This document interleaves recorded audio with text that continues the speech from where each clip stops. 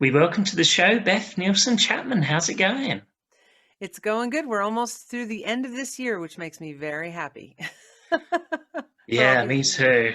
2020 is definitely a year to forget, isn't it? Absolutely. It is going to be one for the ages. And I was just saying to somebody else, I think it's going to take a couple of years for us to process it. We're kind of in it right now, so we don't even have time to grieve what we'll have to grieve, but it'll take another, year, and then we'll go, what was that? What just happened? But we'll get through it. People are amazing. People are so resilient, and just trying to keep safe until we get on the other side.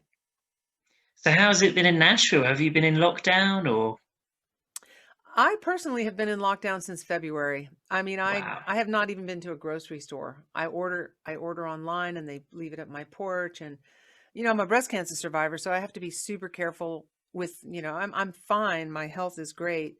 Um but because I've had big treatments for things like that, I have to be careful that I don't get it. Plus my husband, he went through a stem cell transplant in May. He went into the hospital for 21 days and I couldn't even go visit him.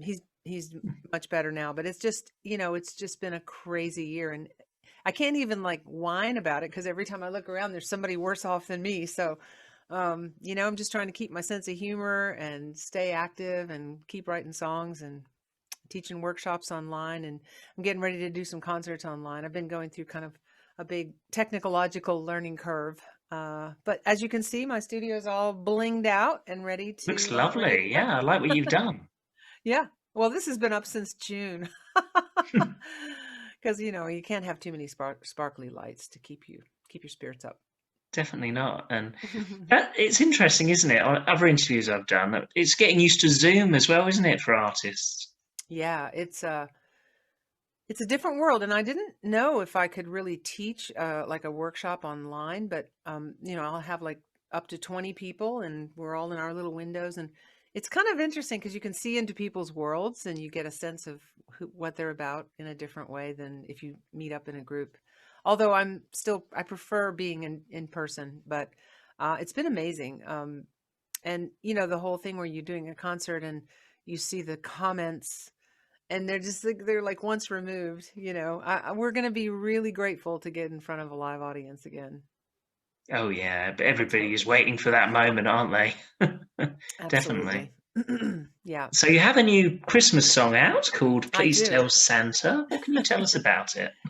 Well, I was, along with so many other songwriters, just kind of grinding through the late spring, trying to deal with everything that was happening in the world and changing dates and canceling shows. And I hadn't written in a while. And I got a call from Chris Difford, who I've worked with over the years, and known. He's been an amazing friend and an amazing person who takes care of songwriters on every level. He does a lot of workshops for all levels of songwriters. And one of the things that's really enriched my life is that for the past 5 years, I've gone every summer to this beautiful, beautiful place called Pinard House, which is right near where Glastonbury in Somerset, right before Glastonbury, he'll have a retreat for veteran songwriters and young up and coming songwriters to meet.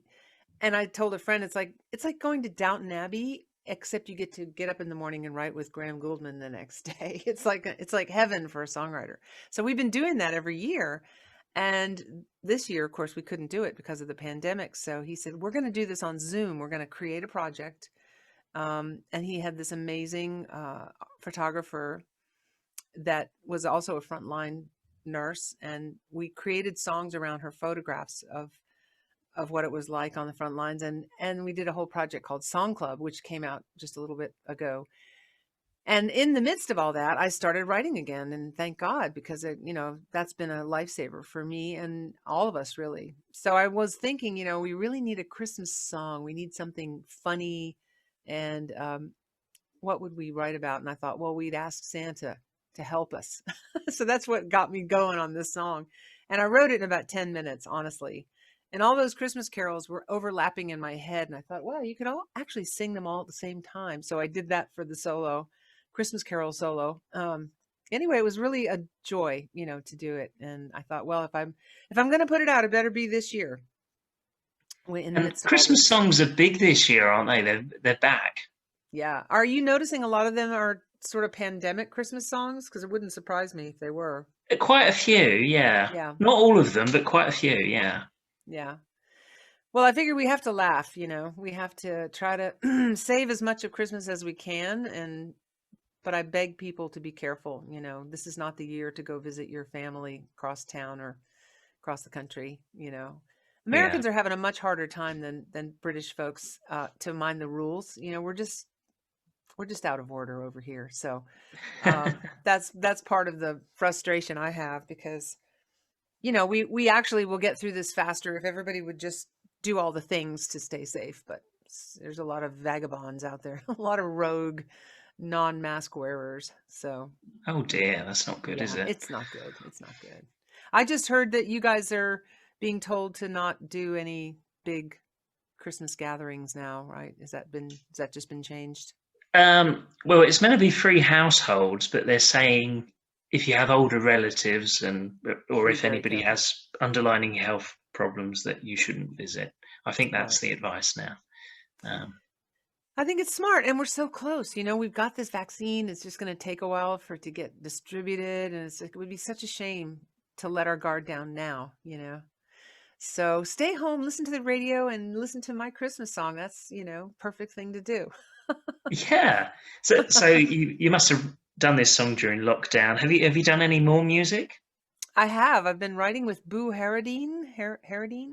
He's a British songwriter and just started a song with him on Zoom. I'm super excited about. And, I've been doing some Zoom up the garden path, online Zoom concert things with Chris Difford. And he's got one coming up this Saturday, actually. I should get Trudy to send you a link. Yeah, that'd be I'm going great. to be on that. I think we're going to play the video, but he's got Fiona Bevan and some really big names coming in. Jules Holland is going to be on it. Oh, great. So we're keeping ourselves entertained in this virtual world because music is the great healer. Music is the great relief from all the stress and everything that we're under. And even the sad songs, really help people to get the tears out so they can move on and make lunch. It's like we have these waves that we're riding, all these emotions that we're riding. And, some people stuff it in and try to not think about it, and other people just go with it. And one way or the other, we have to go through the waves to get to the other side. So you can postpone it till next year, but you'll be hit by the wave next year. So music is that great can opener to me that Yeah, gives us a chance to go through all that. I always need music, and I know lots of people do, but especially now. I mean, Oh yeah. more than Yeah, ever, probably. definitely. Yeah. So, so this Christmas song came about during a Zoom call, didn't it? It did, with Chris and a bunch of the other writers. And he said, maybe throw some ideas around for a Christmas song. And I started to call my friend Bill Lloyd, who is also participating in this project. And I literally left him a message and said, I want to write a Christmas song with you. And then I started playing around on the piano, and then boom, the whole thing just flew out of me. And, half an hour later, I called him. I said, I'm sorry, I just wrote the song out from under myself. It's already done.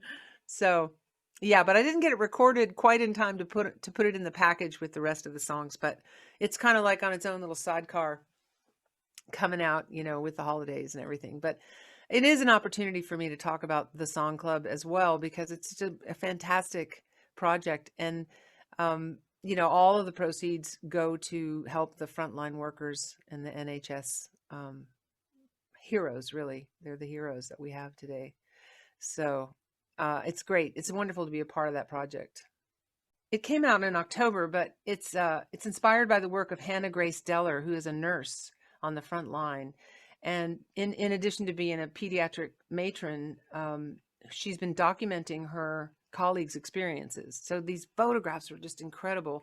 And those really inspired us to write the songs. I wrote a song with Graham Gouldman called Invisible Smile, but there are so many artists, Mark Nevin, Julia Fordham, Robert Vincent, Judy Zook, Kimmy Rhodes, Judith Owen, Catherine Williams, so many great artists and songwriters that have been a part of it.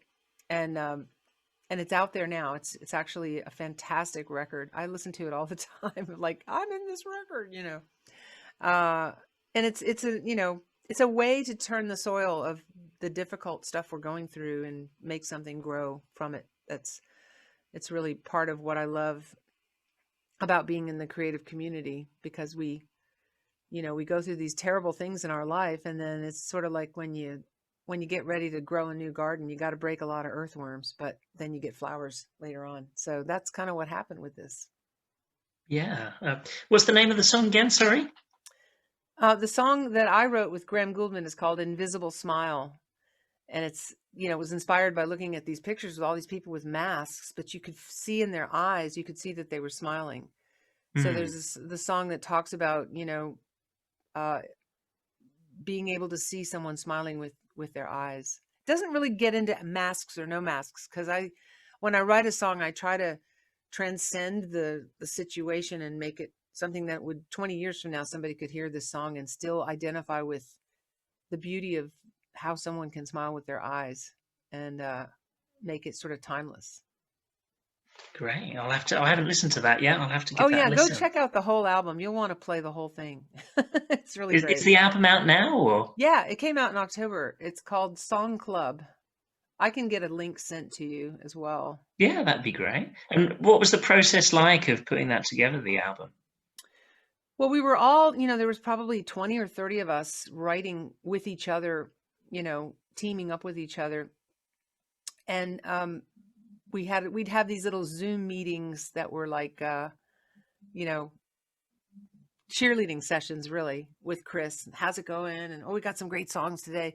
So it's a kind of, it felt sort of like what we do when we go to Pinard House, and we're all in a big giant house, and we get together for breakfast, and then he puts us together in groups, so we don't know who we're going to write with that day.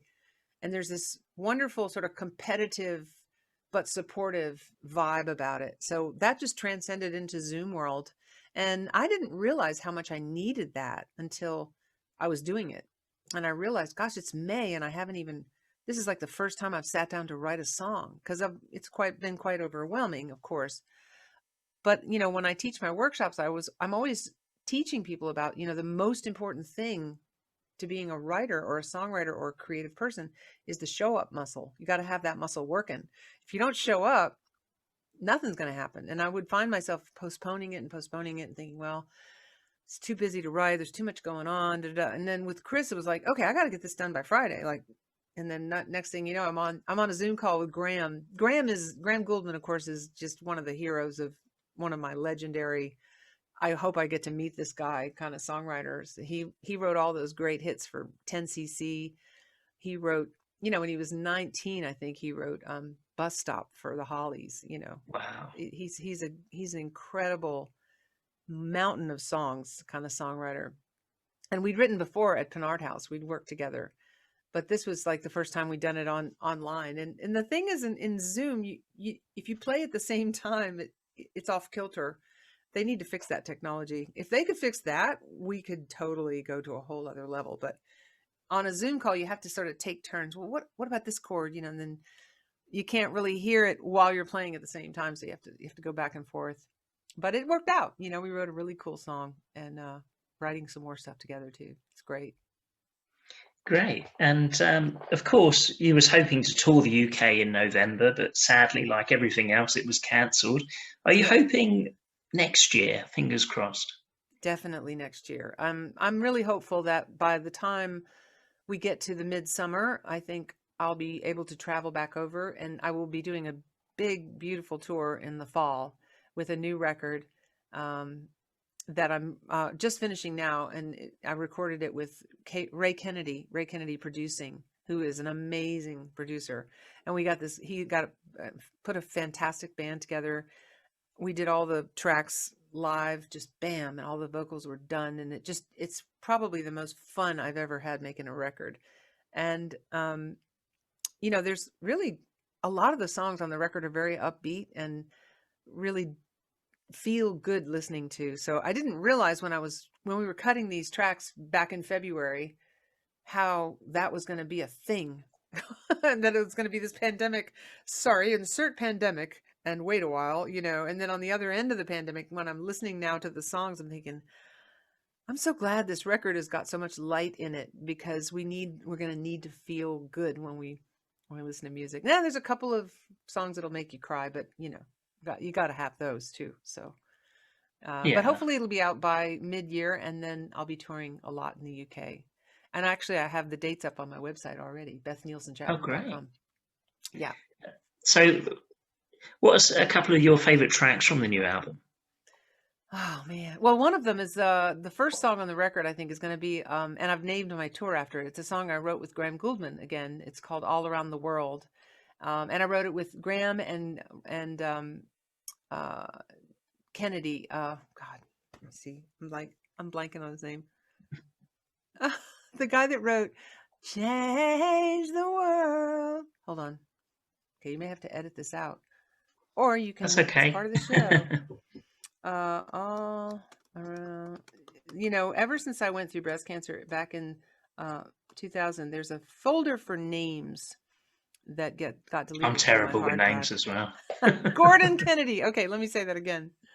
So yeah, it's a song I wrote called All Around the World. I wrote it with Gordon Kennedy and Graham Gouldman, and it's just a fantastic, fun song. The record came out like a Beatles record. It's like, and it sounds like I wrote it after the pandemic. It sounds like it's like all about, this has happened to me several times where the songs I put out, when I wrote them, I hadn't even gone through the things that the songs were about, and now it's like in retrospect, it's like I wrote ahead of time again.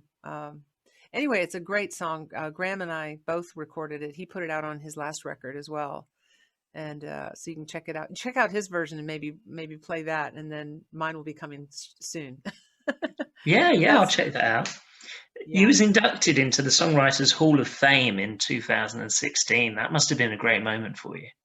That is probably one of the finest moments of being a songwriter I ever had. When I moved to Nashville, I used to go to all the award shows. I would buy tickets and just like sit there and watch people from the audience, and just be so blown away with the talent and the excitement of moving to Nashville and being there. But my favorite award, the one that I thought was the most beautiful, was the Hall of Fame. And I never could have imagined that I would have one. In fact, I have it right here. Let me show it to you. It's so Wow, let's have a beautiful. look. Yeah. They have a phrase. I don't know if this is an American phrase or not, but when you pull rank. So if I'm writing with somebody, when I'm writing in my writing room with them, and they're like giving me a hard time about the lyric, and I want one line and they want a different one or something, and they're arguing with me, I just go like this: talk to the hand. Isn't it Perfect. lovely? Isn't Yeah, it it's a nice beautiful? trophy. It's a beauty, and it's just a hand writing with a quill. I should That's wear it as a great. hat, really, just every Yeah. time I do a Zoom call. It is something I'm most proud of, and really, really honored, because as I became a member of the Hall of Fame, I realized I was only the 9th woman. And also, just when I started looking at the people who aren't in yet, that's just crazy, because there are some amazing songwriters that, every year they get more of them. And every year I go, what? They weren't already in? So I don't know what stroke of luck got me in 2016, but I am very honored and grateful for that. Oh, I mean, it's fantastic. And with all the songs you've wrote, I mean, give us a couple that are your favorites. I know that this will be very hard because they're your babies, aren't they? In a Oh yeah, sense. there's way too many to remember. I mean, probably some of the biggest moments, one of the most successful songs I wrote was a song I wrote with Andy Roboff and Robin Lerner. It's a song that Faith Hill had a big hit on called This Kiss. And Oh, that one. that was a Yeah, that's big a one. great one. Yeah. And, I wrote a #1 song for Willie Nelson called There's Nothing I Can Do About It Now. That was like, this is in 1990, probably before you were born. But Nearly. 86. yeah. Well, I look back on it and I just like still have to pinch myself, and even songs that haven't been like hits, songs that I've written. One of the songs that I wrote after my first husband died of cancer in '94, a song called Sand and Water, which I believe you might have heard over there, because Terry Wogan was incredibly supportive, as well as Bob Harris. And Um, so many Elton John, wasn't it? beautiful. Who Yeah. sang it? Well, Elton John ended up singing it in place of Candle in the Wind in 1997 on his tour of North America for sure. And I just remember going and hearing him play it for the first time and just sitting in the audience and thinking, I was listening to the song for the first time because the way that he sang it, he made it his own. It sounded like an Elton John song. And I thought, that's a really good song. Wait, I wrote that. But Yeah. it was just something I'll never ever forget. And so when people say your biggest hits, I'm like, well, there's songs that have put the most money in my mailbox. I call them mailbox hits. And then there's songs that have filled my heart, either through things like that, where Elton is singing it on a stage in a giant auditorium, or just the letters back from people and the response that I've gotten over the years from people who just say, this song has helped me so much. This song changed my life. This song got me through this incredible, difficult time of my life. Those are the real, most long-standing impacts, positive impacts that I get from writing songs. And when I teach workshops, I'm telling people, if you focus on having to be on charts or having to make money, don't let that poison your songwriting. Being creative is about telling your story and bringing your body of work forward. And it doesn't matter if your grandchildren are the only ones that get to hear it. It's going to mean something, especially if you learn how to do that truthfully from the center of your heart. That is what art is. And that's what every human being can do if they decide they want to, or if they feel like they have permission. So when on my bio it says creativity whisperer, kind of like horse whisperer, I feel like one of my roles in the world is to just take regular people that don't even think of themselves as creative and say, you're just as creative as anybody else. It's just whether or not you step into this opportunity that you have, and all the tricks I have for getting them to figure out how to do that. And it's really rewarding to see people get excited and go, wow, I could write my memoir, or I could paint a painting, or I could write a song. I don't have to just be a person that's a bystander watching everybody else do it. So you got to grab that thing while you're alive and use it. Yeah, and I guess with music, especially when you're first starting out, it's not about the fame, it's not about the money, is it? It's because you enjoy it, and regardless of how successful you are, you still want to do it. I think Yeah. then people succeed. And one great example I give is Bob Dylan wakes up and decides to write a song. He starts out with the exact same thing, a blank white piece of paper, and doesn't know what's going to happen next.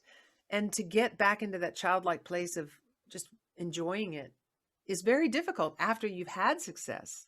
It's actually quite a difficult part of the development of a writer. The first time I had success was a song called Strong Enough to Bend that went to #1 for Tanya Tucker that I wrote with Don Schlitz.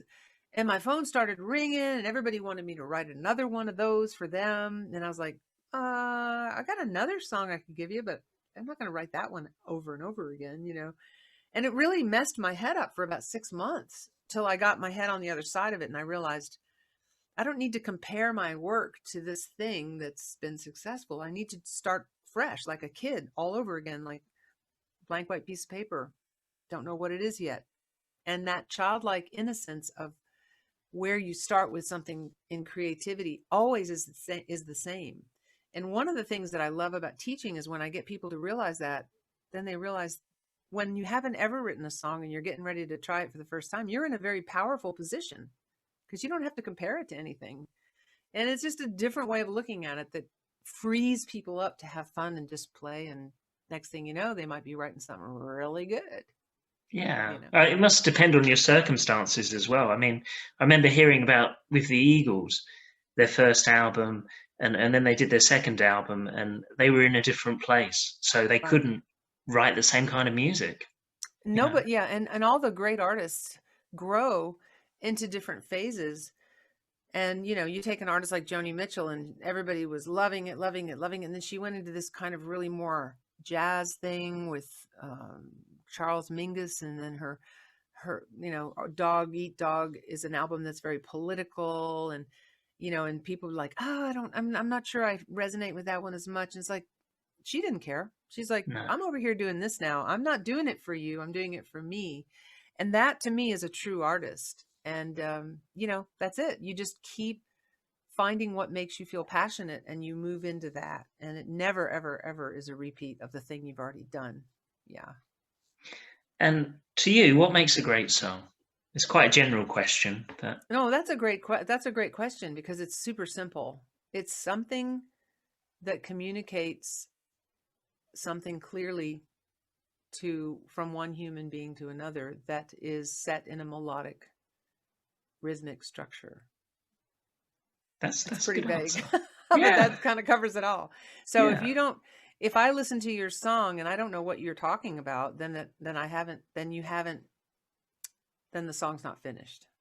Hmm. There's like when I'm critiquing songs, when I get a student song and it's like really beautiful melody and a lot of the lines are very evocative, and I'm like, if I get to the end of the song and I don't know who's talking to who about what and why they're doing it, if I don't have those answers, then it's an incomplete song.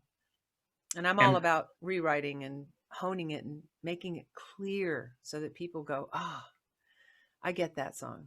And it doesn't have to be, I mean, take a songwriter like Paul Simon. He uses poetry to say things that are very, very emotionally clear. Like he's got that song, I think it's on the Graceland album. There's a song where he uses a line that says, "She wore diamonds in the soles of her shoes." What a beautiful line. And it's this woman walking down the street and he's going, she wore diamonds in the soles of her shoes, And that can mean different things to different people, but the emotional center of that line hits people very, very distinctly as a clear communication that is joy and, other things. And anyway, it doesn't have to be nail on the head, but it does have to move me for it to be a finished song. I do think some of the best songs are simple, aren't they? They don't have to Definitely. be very complicated. Yeah, and you can have all these rules and regulations and crafty things. Like I tell my students, you can read every book ever written on song structure and rhyme scheme, and there's some fantastic ones that have a lot of great information about craft. Like Jimmy Webb has a great book, and Pat Pattison, who's a teacher from Berkeley, has written some fantastic books where you kind of analyze what makes a song great, which is great to know when you want to analyze the song you're writing. But to write the song, to start the song, you have to get all that out the window. You have to be very childlike and just play. And then you'll get help from the other side. You'll get help from this flow. The things will pop into your head that you did not think up, that will just fly out of your mouth, and then you're on your way. So there's a real collaboration with something beyond ourselves that can kick in if you get in the right frame of mind when you start the process. If you're too thinky about it, if you've read too many books and you're thinking too much structure early on, then you're going to miss the opportunity for that other thing to help you, which is totally new and fresh every time. It's not repeating itself. So, like one of the greatest songs ever written of all time breaks all the rules and it still works perfectly. It's written by Townes Van Zandt, and you've probably heard it before. It's been recorded by tons of artists. It's called If I Needed You. It's Oh like, if yeah. I needed you, would you come to me? Would you come to me for to ease my pain? And that's the whole melody. All through the whole song, there's no other melody. He doesn't have a B section. He doesn't have a chorus. He just goes back and da da da da da da. That's one mistake, but it works because it's such a good melody. He can repeat it 20 times and you don't get tired of it. He also doesn't rhyme it in a lot of places, which usually makes me crazy, but I love it. It's a perfect song.